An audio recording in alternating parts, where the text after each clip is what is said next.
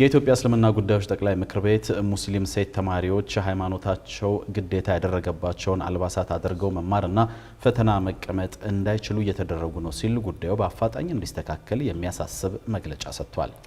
የትምህርት ሚኒስቴር የሂጃብና ኒቃብን ሃይማኖታዊ ትርጉም ባለመረዳት አንዱን ፈቅዶ አንዱን መከልከሉ ሃይማኖታዊ ጣልቃ ገብነት ነው ያሉት የጠቅላይ ምክር ቤቱ ፕሬዝዳንት ሀጂ ኢብራሂም ቱፋ ኒቃብን የሚከለክል ፖሊስም ካለ ሊስተካከል ይገባዋል ብለዋል። ሪፖርተራችን አቤል አበበ በመግለጫው ላይ የተነሱ ጉዳዮችን ከትምህርት ሚኒስቴር ምላሽ ጋር አጣምሮ ተከታዩን ዘገባ አሰናድቷል። በወቅታዊ ጉዳዮች ላይ የሚሰጥ በሚል ከኢትዮጵያ የእስልምና ጉዳዮች ጠቅላይ ምክር ቤት ለመገናኛ ብዙሃን ጥሪ የተደረገበት የዛሬው ጋዜጣዊ መግለጫ በእስልምና እምነት ውስጥ ያሉ ተማሪዎች ትምህርታቸውን በአግባቡ እንዳይማሩ ፈተና ሆነዋል በተባሉ 3 ጉዳዮች ላይ ያተኮረ ነበር። የእስልምና ጉዳዮች ጠቅላይ ምክር ቤት ፕሬዝዳንት ሀጂ ኢብራሂም ቱፋ በዚህ መግለጫ ላይ የኢፌዴሪ የትምህርት ሚኒስቴር የእምነቱ ተከታይ የሆኑ ተማሪዎች የእስልምና ገዢ ሕግ የሆነውን ሸሪያን እንዲጥሱ የሚያስገድድ አሰራርን እየተከተለ ነው ሲሉ ወቅሰዋል። ሚኒስቴር መስሪያ ቤቱ በሙስሊም ተማሪዎች አለባበስ ዙሪያ የያዘውን አቋም እንዲያስተካክልና አማኝ ተማሪዎች ከጫና ነጻ ወጥተው እምነታቸው በሚያዛቸው መልኩ እንዲማሩ ተደጋጋሚ ጥረት ቢደረግም ሊሳካ አልቻለም ያለው ምክር ቤቱ ይህ ደግሞ ተማሪዎች ላይ ከፍተኛ ጫና እየፈጠረ ነው ብሏል። በትምህርት ሚኒስቴር እየተደረገብን ያለ ከትምህርት ገበታ እንድንባረር ተባረናልን ተፈንቅለናል። ሴት ልጆቻችን ለወደፊት ሀገር ትመራለች ብለን የምንጠብቃቸው ጥሩ ውጤት ያመጡ ሁሉ ከፈተና ገበታ ተባራለች፣ ተፈንቅላለች። ሂጃብን ወይም ንቃብን የሚከለክል ፖሊሲ ካለ ማስቀየር ለምን ተሳነው?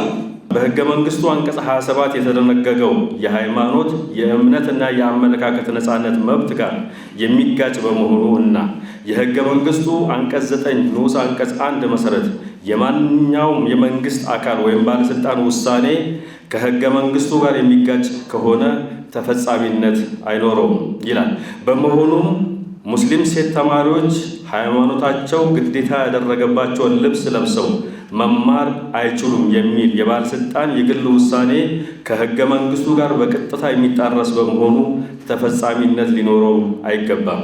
ሂጃብና ኒቃብ በተባሉት የሙስሊም ሴት ተማሪዎች አልባሳት በኩል ከጠቅላይ ምክር ቤቱ ጋር ከመግባባት መደረሱን የትምህርት ሚኒስቴሩ ፕሮፌሰር ብርሃኑ ነጋ ከዚህ ቀደም በሕዝብ እንደራሴዎች ምክር ቤት ፊት ቢናገሩም ዛሬ ምክር ቤቱ በሰጠው መግለጫ ላይ በዚህ ጉዳይ ላይ ምንም የደረስንበት መግባባት የለም፣ የሂጃብና የኒቃብ ጉዳይ ላይ መወሰንም ጣልቃ ገብነት ነው ብሏል።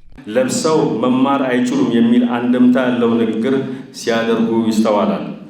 ይህ ፈጽሞ ተቀባይነት የሌለው ህዝበ ሙስሊሙ እና የህዝበ ሙስሊሙ መሪ ተቋምን እያሳዘነ ያለ ጉዳይ ነው። የያዘው አቋም ከህዝበ ሙስሊሙ መሪ ተቋም ውይይት ያልተደረገበትና መግባባት ላይ ያልተደረሰበት በመሆኑ በእኛ በኩል አጥብቀን እንቃወመዋለን። ከየት እንደሚያመጡ አናውቅም። የራሱ ጣልቃ ገብነት ነው። ሂጃብ ፈቅደናል፣ ንቃብ አንፈቅድም። ሂጃብና ንቃብ ምንድን ነው ትርጉሙ? ሂጃብ የምንለው እኮ አጠቃላይ ሁለመናውን የሚሰትር ማለት ነው እንደ ሸሪዓ አባባል።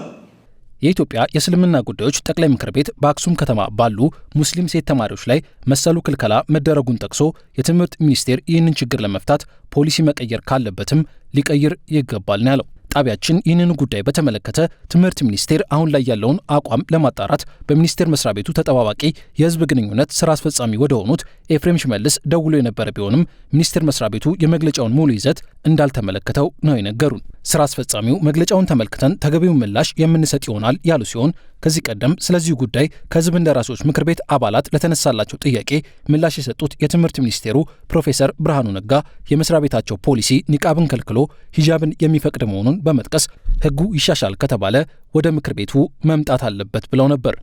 በሂጃብ ምክንያት ማንም ሂጃብ ለበሰ ተብሎ ትምህርት ቤት መከልከል አይችልም። ኒቃብ is a different story። ኒቃብ የተለየ ህፃናቶች ልጆች ባሉበት ትምህርት ቤት የአንድ ሰው ፊት ተሸፍኖ በሚገባ ጊዜ የሴኩሪቲ ሪስክ አለው።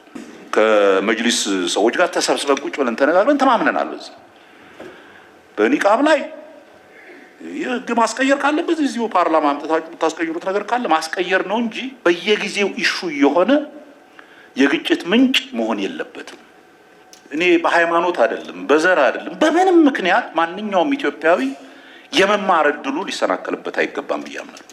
በሌላ በኩል የኢትዮጵያ እስልምና ጉዳዮች ጠቅላይ ምክር ቤት የአማራ ክልል የትምህርት ቢሮ ሁሉም በክልሉ የሚገኙ አንደኛ ደረጃ ትምህርት ቤቶች ያለ ሙስሊሙ ማህበረሰብ ፈቃደኝነት የግዕዝ ትምህርትን እንዲያስተምሩ ያስተላለፈውን ውሳኔም እንደሚቃወም የገለጸ ሲሆን የክልሉ ትምህርት ቢሮ ውሳኔውን ደግሞ እንዲያጤን ትምህርት ሚኒስቴርም ጣልቃ እንዲገባ በዛሬው መግለጫው ላይ ጠይቋል። ሕግ መሰረት በሌለበት ግዕዝን በግዳጅ ለማስተማር ያሳለፈው ውሳኔ ክልሉ ያለበትን ውስብስብ ችግር በበለጠ የሚያባብስና ውጤቱም እጅግ በጣም አደገኛ ሊሆን የሚችል በመሆኑ እንደ ኢትዮጵያ እስልምና ጉዳዮች ጠቅላይ ምክር ቤትም ውሳኔውን የምንቃወመው ሲሆን የክልሉ ትምህርት ቢሮም ውሳኔውን በድጋሚ እንዲያጤነውና የእርምት እርምጃ እንዲወስድ እንጠይቃለን። የአማራ ክልል የትምህርት ቢሮ በግዕዝ ትምህርት ዙሪያ የእርምት እርምጃ እንዲወስድ፣ በትግራይ ክልል ያለው የትምህርት ቢሮም የሙስሊም ሴት ተማሪዎች መብት እንዲያከብር የትምህርት ሚኒስቴር ሕጋዊ ኃላፊነቱን ይወጣ በሚል ከጠቅላይ ምክር ቤቱ መልእክት ተላልፏል። ይህንን ጉዳይ አንስተን የጠየቅናቸው የሚኒስቴር መስሪያ ቤቱ ተጠባባቂ የህዝብ ግንኙነት ስራ አስፈጻሚ የሆኑት ኤፍሬም ሽመልስ በትግራይ ክልል በተለይም በአክሱም ከተማ ችግሩ መኖሩን ጠቅሰው የክልሉ የትምህርት ቢሮ የትምህርት ሚኒስቴር ፖሊሲ በሚፈቅደው መሰረት ሂጃብን የመፍቀድ ግዴታ እንዳለበት አንስተዋል። ከአማራ ክልል የግዕዝ ትምህርት አሰጣጥ ጋር ተያይዞ የሚነሱ ጥያቄዎች ግን በክልሉ ስልጣን ስር የሚወድቁ በመሆናቸው ከትምህርት ቢሮው ጋር በመነጋገር መፍትሄ ለማበጀት መስራት እንደሚገባ ነው የጠቆሙት።